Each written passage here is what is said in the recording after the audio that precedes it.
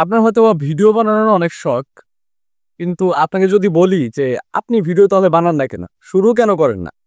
তো আপনি বলবেন যে, "আমার তো ভালো ক্যামেরা নাই, ভালো ফোন নাই, ভালো সেটআপ নাই, ট্রাইপড নাই, আবার হচ্ছে ব্যাকগ্রাউন্ড নাই। মানে ওভারঅল নাই।" তো আমারও তো নাই। আমার আছে? আমার নাই। আমার ভালো সেটআপ নাই।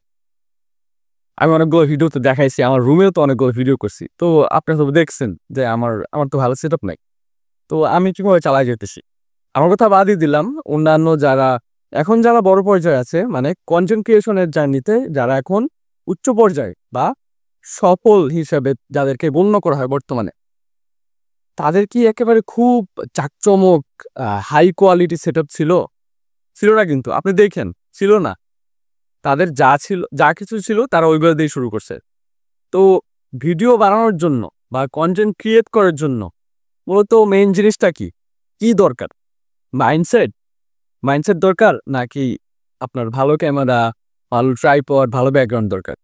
ধরেন আপনার কাছে দামি ক্যামেরা, দামি হচ্ছে যে সুন্দর একেবারে clean, high quality, attractive, eye catchy আপনার হচ্ছে সেটআপ আছে। বাট আপনি কথা বলতে পারেন না ভালোমতো। আপনি এক্সপ্লেইন করতে পারেন না। স্টোরি টেলিং জিনিসটা কি আপনি এইটাও বুঝেন না। তাহলে আপনার ওই হাই কোয়ালিটি সেটআপ দিয়ে আপনি কি করবেন? আপনি যদি ক্যামেরার সামনে কথাই বলতে না পারেন বা ভয় পান কথা বলতে, তাহলে ওই হাই কোয়ালিটি সেটআপ দিয়ে আপনি কি করবেন?